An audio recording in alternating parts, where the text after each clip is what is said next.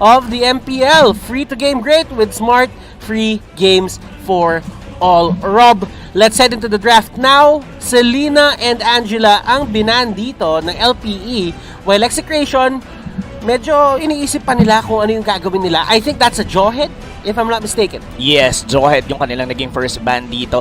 So, in terms of sa banning dito ng LPA, to be honest, ito hindi masyado to na-open itong Selena na to. Nagulat lang ako na open to actually kanina on the first series natin, Signal Ultra and as well with Work. Pero dito, I like the ban, no? EXECRATION actually be the one to be banning the Paquito, wherein ito yung isa sa pinaka naging sikat na hero nila. Of course, Renzo has been doing well with this hero. Pero since ang magiging first pick natin dito is LPE, so they don't want to face against a Paquito. Binan ang pambansang kamao ng Land of Dawn, ladies and gentlemen, si Paquito. Eh, kakalabas lang yung skin yan. Pacquiao license skin. So, isipin mo yun, naglalaro ka lang Mobile Legends. Biglang lalabas si Manny Pacquiao. Mobile Legends lang, wala suntukan. Oo, totoo naman, totoo naman. Saka ano yan, saka pag natalo ka dyan, hindi ka natatalo. Pag gamit mo yung skin na yan. Ano ba yan? Ang banat kasi dyan, Kuya Butters, hindi ka natatalo. Pero ikaw ay natututo. Ganyan ang banat dyan, Kuya Butters. Alam mo, Rob, syempre itong mga teams na to, ayaw matalo. At more or less, kahit manalo sila dito, gusto din nilang matuto eh. Eksakto. Kasi kailangan sa MPL, always adjusting ka eh. Kasi hindi talaga nakaset sa isang bagay ang MPL meta. As we saw nung Season 6 or kahit yung previous seasons pa, kung sino yung pinakaunang mag-adapt, Rob, sila yung nananaig sa dulo. Oo, adaptation is key talaga. Lalo na interchanging talaga yung meta natin. Kumbaga, itong nga tinatawag nila the nice one baby meta eh. Diba? Bakit the nice one? The nice one baby meta. Ayan, nakikita mo dito, Angela. 'Di ba? Yan yung mga support, mga sustain, yung mga heal. So sila yung mga nasa meta natin ngayon. They were actually been buffed earlier. Tapos yun nga, yung si Miss Nice One Rafaela, 'di ba? So basically, pabalik tayo sa mga normal drafting natin since nawala yung mga Nice One baby na mga heroes. And LPE dito getting the that's my baby right there pick para sa side nila. That's going to be the Benedetta. Isa yan sa mga laging sinasapian ng isang Angela.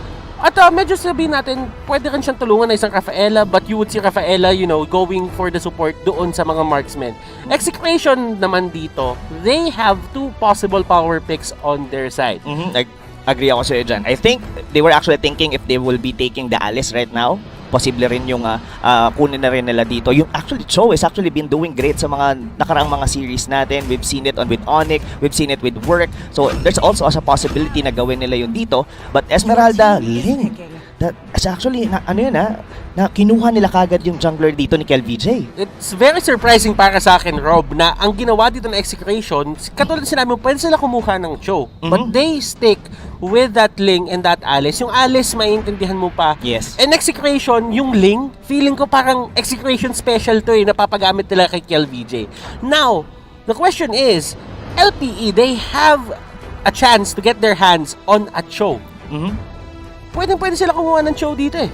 Indeed, pwede yun, no? Or it's either they are forcing LPE dito na gumamit ng YSS, wherein ito isa kasi sa madalas na ginagamit dito ni Aspect or even a Granger. Pero since naban nga nila dito si Rafaela, so yung marksman type like yung Rafaela na Bruno, yung si Brunella nga, medyo hindi pwede na mangyari dito for the side of LPE. But si Roger Tol. Roger Tol. Si Roger Tol, 'di ba? And makikita natin actually kung Roger wins games nga. Totoo. Ang maganda dito, no? Kasi nakuha na nila kagad dito si Roger. Alam nila kasi hindi na magla-Lancelot. Magla-Lancelot ang EXECRATION dahil kinuha na yung Link. That's the thing about it. That's the thing about it. And Rob, tignan natin kung ano nga ba ang magiging pick dito na side ng EXECRATION. They go straight for a Baksha. It's a good answer against a Chang'o. Yes. To be able to soak or absorb damage dito na ibabato dito ng Chang'o with the Meteor Shower. And so far dito, Butters, I really liking both of the teams in terms of their drafting, no? Parang hindi mo pa rin mag-gauge talaga on how they would like to proceed dito. And somehow, EXECRATION dito, they could potentially work on the mid game and even LPE, ganun din. Iswerve lang natin muna yung conversation natin. It's nice to see LPE playing doon sa kanilang bootcamp na hindi na sila papel. Yes, oo. Yun ang maganda ron, no? Yung yun yung sinasabi rin kanina ni Rockhart ano ang mababago ngayon sa LPE? This is probably the LPE that we've seen during the main qualifiers, and time and time again, LPE, nanggaling sila sa, bigyan lang namin kayo guys ng konting history on how they actually went into MPL Season 7. Nanggaling sila sa lower, I think that was the lower bracket ng main qualifiers at ginapang nila yon up until na makapasok sila dito. And to be honest, para sa atin, mga casters din at sa ibang tao din na nakausap natin, they were really thinking that Archangel were the ones who's gonna go in. But they defied those odds. And they are in the MPL. Now, LPE, kailangan naman nila patunayan yung sarili nila dito sa MPL. Yung ginawa nilang performance nung past weeks, hindi... Sabihin na lang natin, nakikita natin potential eh. Kahit sabihin natin na magkakaroon sila ng lapses, but still, hindi sila magkakasama nun. And this might be a game changer para dito sa LPE na magkakasama na sila.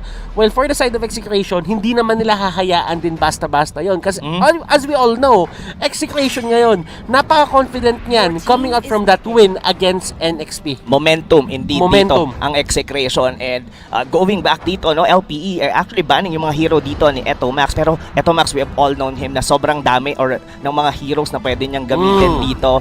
I think Parsa is even open, but this is a Grak. This is probably, kumbaga, way back Season 4, Kuya Butters, maaalala mo yun, the Grak Black ni Chakno. The Grak Black. Well, tignan natin kung paano gagamitin ng Execration to dito. Remember, there are times na pwede mo rin yung makita sa side lane with a high-end dry and ginagamit din yan na tank. Pero naka-high-end dry din. So there are many variations. May iba-iba pong gamit ngayon ang isang Grak. And tignan natin kung paano siya i-utilize ng Execration. Yeah, I like what you mentioned na maraming gamit ang Grak. No? We've seen this with Raflisha, no? Na ginamit niya with high-end dry. Even Execration actually been the one to familiarize or nagpasikat sa atin ng side lane na Grak. Na yun din, naka-high-end dry din. And yeah, for LPE dito, ito ngayon ang iniisip ko, no, Butters, how would they paano nila tutunawin to back sa Grak, and given that going into the late game, itong Alice na to, alam din natin na medyo talagang titigas talaga siya with the Winter Transon, pero basically the longer na humahaba yung laro, mas lalong humihirap labanan ng isang Alice. Kailangan magkape ng LPE. Walang matigas na tinapay sa mainit na kape. Pero, Rob, just to answer your question, medyo mas tama. Hindi na bibiro. The Roger has this innate capability of taking down heroes na mataas yung buhay.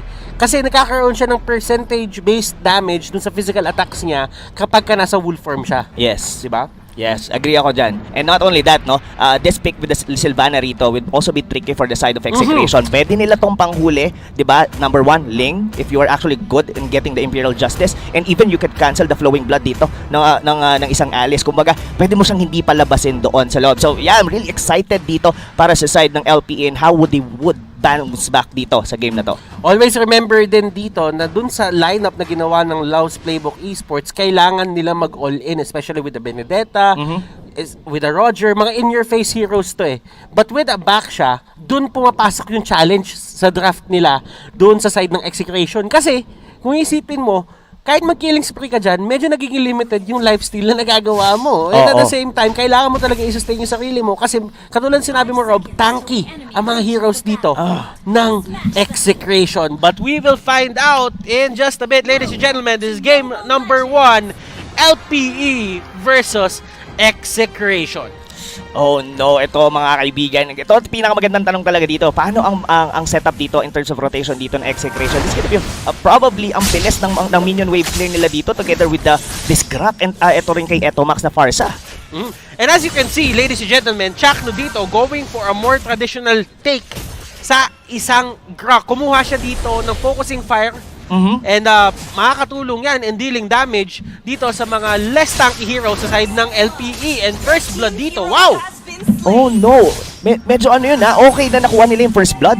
Pero given na ang nakuha or napitas dito ng LPE was actually KLVJ, and given na nakuha niya yung purple buff that time.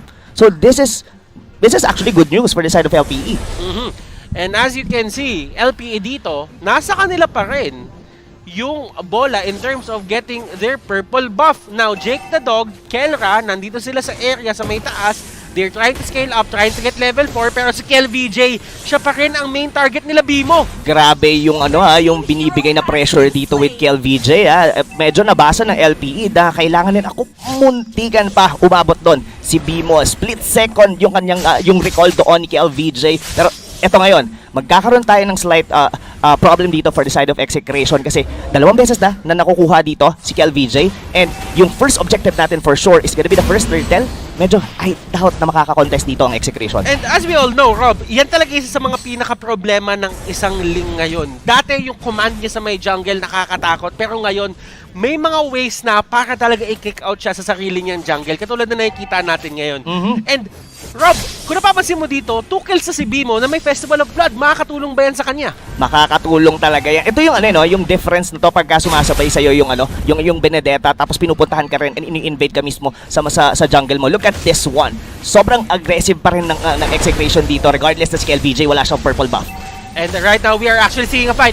Chakno dito tumatakbo with the power of nature. Matutumba kaya siya dito? Ryota, hinahabol pa rin siya. Flicker in. Huli siya dito. Aspect with that Roger. Siya ata ang tutumba. And will that be a 1-for-1? Doon ata matatapos yun. Jake the Dog, ginamit yung ultimate niya dito. Pero doon matatapos ang laban. Doon sa may likod. Bimo dito still wants more. Renjo dito, aalalay. Tutulungan yung 2 teammate niya. Arbs dito with that drill. Tatamaan si Renjo pero masyado siyang makunat. And mafo-force out nila dito ang LPE sa gubat nila. LPE is really doing its best to invade dito ang jungle ng Execration. It was probably an overcommitment kanina, no? Nung pinasok doon ng LPE, and if ever na umabot doon yung buong Execration squad, they could actually get wiped out. Pero consistent dito ang nagiging galaw ng LPE. Pero for Execration, kahit papaano sumasabay pa rin naman sila. They really have to work it around. Medyo kailangan dito na bumawi going into the mid game natin dito ang Execration. Kumbaga, nasa kanila naman yung yung time Now, looking at the pacing, Rob, kaninong ka pumapanig etong pagiging hyper-aggressive ng LPE? As you can see, si Kellerer din dito, ginaw na, but Ling dito ang pagbangon ng api. KLVJ getting a kill of his own and make that double pa, ladies and gentlemen. May tutumba din dito sa may turtle area. Aspect going down, so that means si KLVJ pwede siya pumunta dyan with an easy retribution and almost uncontested ang mangyayari dito para sa side na Execration na turtle take. Ang ganda ng comeback dito, Butters, ng Execration. I mean, those 2 kills with KLVJ is actually crucial sa early game, pero nakabawi sila bigla dito. They got the turtle, nakakuha pa sila ng kill doon sa may top lane, and I think medyo halos natabla na yung gold natin dito, mga kaibigan. 4 minutes into the game, medyo action-jackson talaga yung mga laban natin, and it all thanks to Chakno, kung ako sasabihin ko. Kumbaga yung vision na napoprovide dito, hindi rin siya basta-basta sila napapasok dito. Look at the damage ng wild charge na yon. And Arbs, hindi tatama Imperial Justice dito. Eto Max with the punish. Gagamitin sila Feathered Airstrike. Arbs dito trying to get away. Nandun sa gitna yung Rejuvenate, ladies and gentlemen. Revitalize, rather. But right now, there is going to be a go on Ryota. Ryota goes down. Jake the Dog dito. Meteor Shower, medyo nalilate ang kanyang pagpasok, but still, it is what it is.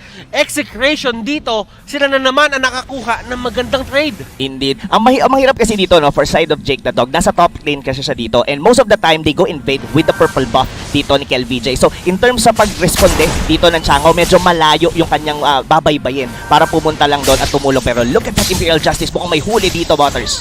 And that is going to be Farsa going down. Chakno dito, tina-target pa nila, pero I don't think nakakayanin nila yan. Kellerer na naman ang nagiging main target dito para sa side ng LPE.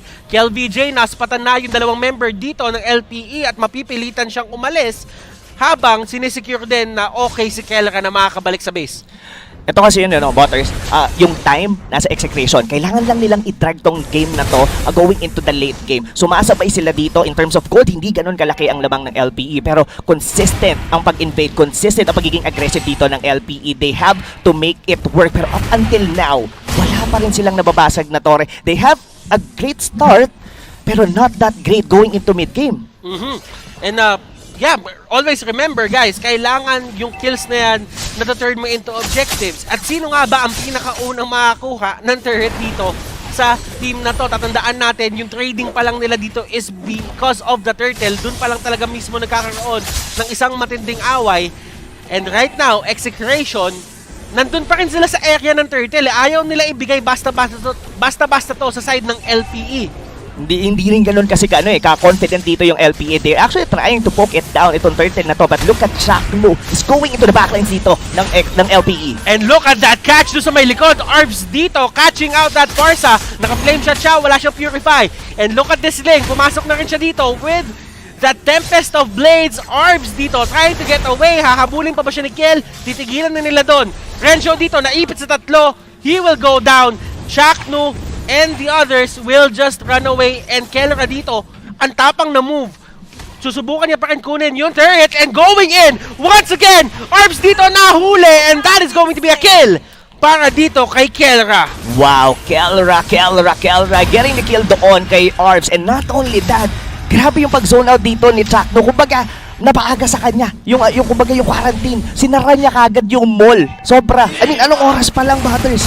Sarado na kagad. Hindi, kumbaga, sinoke up niya na yung damage ng meteor shower doon. Kaya hindi nakatulong si Jake the Dog. Sabay sinara niya. Hindi nakapasok doon si Jake the Dog. Sir, sarado na po kami. Kailangan niyo po ng COE. Pero, nakikita naman natin dito kung gaano kataas yung priority ng both teams sa may turtle rob. To the point na wala masyadong emphasis into taking the turrets. Turtle ang usapan, turtle ang labanan, at sa turtle lang nangyayari ang lahat ng suntukan. Oo, kumbaga turtle over turrets talaga dito ang mga tropa natin from LPE and EXECRATION. Pero hindi rin natin sila masisisi. I mean, it's a bigger objective as well. Pero though, ang unang nabasag na torre dito is the tower of the top lane dito ng EXECRATION. Pero so far, as the game is being dragged ng habang tumatagal, EXECRATION, mas pumapalag sila dito, Butters. And LPE, they're really finding ways para talagang magkaroon ng certain advantage dito sa side ng EXECRATION. But LPE, nahuli si Aspect dito. And yan yung pick-off na gustong makuha ng EXECRATION kanina pa. Just in time for that turtle. 0-4 na si Aspect dito. And KelVJ, unti-unti na nakakabawi. This is bad news para sa side ng LPE. Bad news indeed. Saan na LPE? Tama. Kala ko EXECRATION eh. Oo. Pero ito kasi yun eh. Tama ka doon, Butters. Bad news talaga to for the side of LPE kasi they had supposed to win the mid game dito in order to be able to get a win dito against EXECRATION. Kasi habang tumatagal, it's not only that, lalong kumukunat. Alam mo yun, kumbaga, yung dalawang chicharon natin dito, yung Grak, pati yung si Kuya Renzo, yung Baksha, yan yung mga chicharong nahanginan eh. Yung pag kinagat mo lang lalaban. Oo, pero ito, hindi chicharon to, pero hindi din makunat. Napakalambot dito ni Etomax, and Etomax will get caught out, and Arbs, napapansin mo, Rob, yun yung trabaho niya. Totoo yan. And now, look at this. Even LPE, kahit paano, lamang pa rin sa at least 1,000 gold against EXECRATION. Pero alam natin at nakikita natin yung struggle nila dito. Even the damage from the Lancelot, hindi na enough. Look at the wild charge dito. Ang sakit. Jake the Dog, halos mabura doon. EXECRATION dito, they're finding the pick-offs. Bimo, hinarangan ang daanan ni Renzo dito, pero andun si KelVJ para alalayan ang magkuya tandem ay pumasok na. Chakno dito tumulong na rin, and ito na ang turret take para sa side ng EXECRATION, and this is going to be one of the things na kailangan bantayan ng LPE. Dito lumalamang ng todo EXECRATION pag nagiging sobrang hyper-aggressive na nila sa mapa. Oh my, look at that. Ginamit na lahat doon ng Benedetta, lahat ng slice and dice niya doon. Pero halos hindi nakalahati yung mga buhay doon ng Baksha together. Itong Grak na to. Alam mo, lapag niya lang yung revitalize niya para bigay nyo na sa akin, i-damage nyo na kami. Pero baliwala lang ang lahat ng yon. So, in 10-minute mark, I can say dito, Butters, alanganin na ang LPE. Now, Renzo at top, Ryota, sila nagkakaroon ng konting suntukan dito. And at the same time, you really know na nag-set up na rin ng EXECRATION dito sa may Lord area na to. Kung papansin niyo, may triangle open sila sa mapa. Nandun si Parsa, nandun si Etomax, si Etomax Parsa, si Alice nandun din, pati si Grak. Yes, I like that you mentioned, no, yung positioning dito ng EXECRATION is actually ready for the Lord. And if ever na ma-pick off nila tong si Bimo, it's gonna be a go signal for them na kunin na ang unang Lord. And that is going to be a shutdown dito kay Bimo. Bimo started out na talagang may 2 kills siya agad-agad. Pero napapunish siya dito at kailangan din mag-ingat ng LPE dun sa mga overextension na ganon. Yes, Benedetta ka, but still, masyadong madaming pang-punish dito. Yung side EXECRATION, Brock dito will take down Aspect. Arbs trying to get away. Imperial Justice, nagamit niya na. And EXECRATION, kahit sila yung nakakalamang dito, hindi nila ipipilit yung kalamangan na to, and they will go straight for the Lord. Alam nila na wala si Aspect dito, wala silang retribution. Walang retribution, and not only that, ang ganda ng shot call ng EXECRATION doon. Nakita nila nag-meteor shower si Jake the Dog doon sa may minion sa gitna. That's the reason why they actually jump in doon sa ilalim ng torre. Now, the Lord will be secured by Chakno. And Chakno dito, siya makakuha. Bimo trying to run away. Ginamit niya na din yung Electro Final Blow. Execration. Dito na natin makikita ang pag-push. Sa bottom lane pupunta yan dahil sa bottom lane may basag na isang turret. Now, Execration, ano ba yung tamang play para sa kanila dito? Samahan ba nila yan o mag-push sila ng ibang lane? Tingin ko mag-push sila ng ibang lane. This is just a level 1 Lord. And given that na meron bang mga outer turrets dito from the top lane into the mid lane. Kasi, pero pwedeng sabayan ng isang hero dito para hindi lang basta-basta ma-burst down dito ng side ng LPE. Pero look at that kung gaano nakahiwa-hiwalay ngayon ng mga members dito ng Execration. They would like to choke LPE with this first Lord na kanilang nakuha. At si Chakno talagang hinaharangan din dito yung Lord para hindi basta-basta makapasok doon sa my turret area. Habang nangyayari yung lahat, nakapag-setup na yung Execration dahil doon sa delay na yon at matitake na nila yung mga turrets dito left doon sa mid at doon sa may top.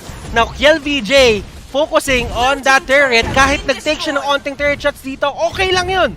Dahil Execration, they are making the map smaller para sa side ng LPE. Exactly. This is probably the choke point for the side of LPE, and ang hirap ng bounce back dito, especially with the Roger na talagang in-expect mo by the early stages of the game pa lang makakasabay ka agad dito from the side of Execration. Ngayon, ang magiging problema dito ng LPE is how they would like to go out. Even yung Uranus dito, hindi siya basta-bastang makakapag-segue dito kasi kaya siyang burahin dito even by simply with KLVJ.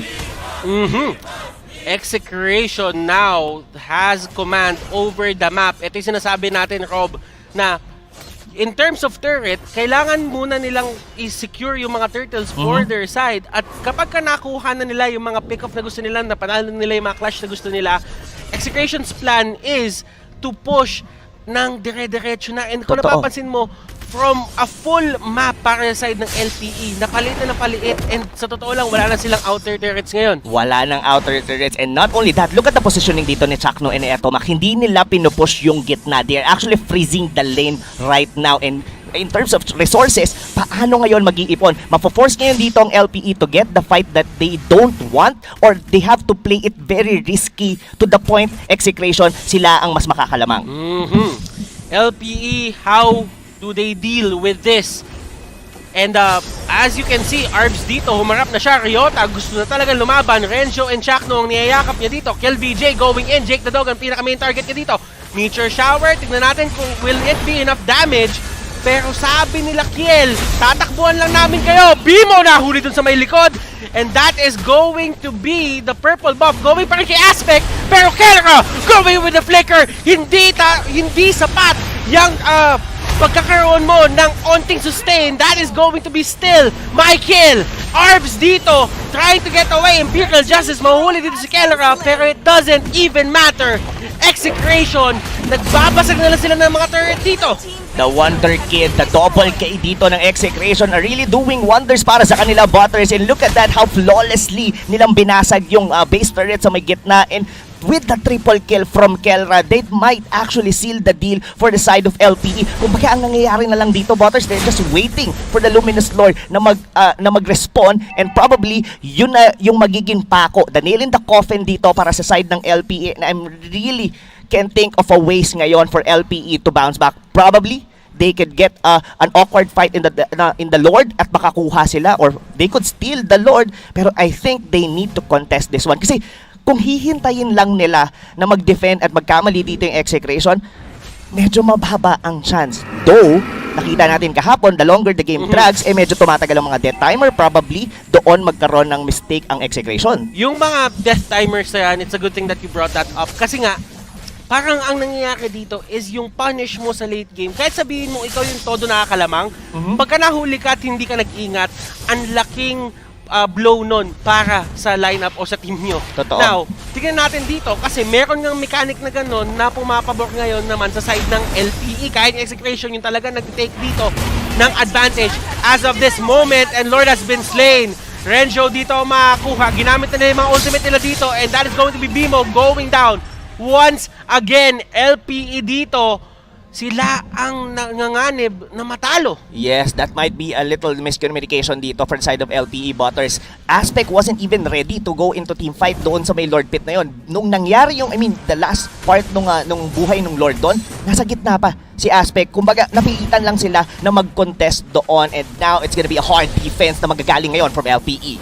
Renjo, umiikot-ikot lang dun sa may gilid. Farsa dito with defended airstrike. KLBJ nandun sa may taas, nagbabasag lang ng turret. Kelra din. Ang double K combination. Tignan natin kung papaano ba sila, papaano matatapos dito ang LPE o kung mapipigilan nila ang push na gagawin dito ng side na Execration. Guardian's Barrier na sa may pinakalikod. Arbs dito getting caught out by the Alice. At mapipigilan ng LPE yung pag-push dito na Execration. Yes, but yeah, this is actually good news for the side of LPE kasi we all thought na pwede nang matapos yung game doon, pero right now, LPE doesn't have any single base turrets dito mga kaibigan, and this might be a rinse and repeat lang for Execration. They freeze the lane, they wait the Lord, or probably get a pick off dito para mas tara na nila dito. Kasi kung papansin mo dito, Butters, the draft na meron dito ang LPE, ang hirap. Yung revitalize sila, pakiramdam ko inaantay na lang din ng side ng X eh. Pwede, Revitalize eh. Kumbaga, at this point on, hindi ka na dapat masyado nagmamadali eh. Ang dapat mo na lang gawin, antayin mo na lang kung ano yung mga pwede mong gawin. KLBJ, nahuli si Jake the Dog dito. E tignan natin yung laban na to. Alice will go down, Kelra, pero isa din ang kapalit nun. Jake the Dog, Aspect, sinusubukan niya mag-deal ng damage, pero Winter Truncheon para kay Eto Max. Aspect dito, trying his best. Pero from the get-go pa lang, nasa-shutdown talaga siya ng Execration. Yes, medyo nag-overcommit yata doon si Kelra, and probably baka cool down yung kanyang Winter Truncheon. That's the reason bakit na-burst down kagad siya dito ng LPE. Pero still, Execration, they are very confident dito. Butters, pasukin ang base ngayon ng LPE. And Execration slowly but surely just trying to take this win against LPE. While LPE naman, ito yung tenacity ng team eh. Ito yung pagiging ano talaga nila, matibay yung paninindigan. Na hindi kami basta-basta tutumba. Ang kailangan nyo gawin para manalo is talagang i-challenge nyo kami hanggang dulo. Ipipilit namin protektahan to. Yes, yun ang puso. Yun ang puso talaga dito. I mean, given na talagang their backs is against the wall na talaga dito against Execration eh. Pero kung iisipin mo, at least Execration, they are definitely disciplined dito. This is not the usual Execration natin na balagbagan, na lamang tayo, let's go in. They're actually just waiting pa rin dito for LPE na magkamali. Now, ngayon, ang magiging malaking tanong dito mga kaibigan, in a 1-minute mark, Butters, paano ang contest ng LPE? Hindi nila pwedeng hayaan lang ang Execration na makuha ang libreng Lord na to. That is a question na kailangan ngang sagutin ng LPE. There is this thing na pwede nilang gawin na i-freeze na lang nila yung lane para kahit papano ay mapilitan yung LPE na magstay lang sa my base. But at the same time, Execration dito, it's pretty sure na talagang sa kanila ang mapupunta dito yung Lord kung hindi magko-contest dito yung LPE na medyo mag-50-50 sila. Kasi all in all, Rob, kapag ka may lumabas sa base ng LPE, that is going to be one person na automatic magiging susceptible sa kahit anong gank na gagawin dito sa side ng Execration. But let us see, there are fights happening all across the map. Ladies and gentlemen, Rencho dito, nahuli siya, and that is going to be Aspect going down. KLBJ dito with 1/4 HP. That is going to be Arbs going down as well. Dalawang member na lang natitira dito para sa side ng LPE. Tignan natin kung ano magiging desisyon dito ng Execration. Tatapusin na ba nila o kukunin pa nila ni Lord? I do think na tatapusin na nila to. They are really trying right now, Rob. Kaya talaga nila to. They're not just trying, they're gonna do it ngayon, Butters. Look at the damage dito from KLBJ. Going na kagad siya, nakatarget siya. Base lock ngayon dito ang Execration. And that is going to be Execration's win, ladies and gentlemen. And wow, what a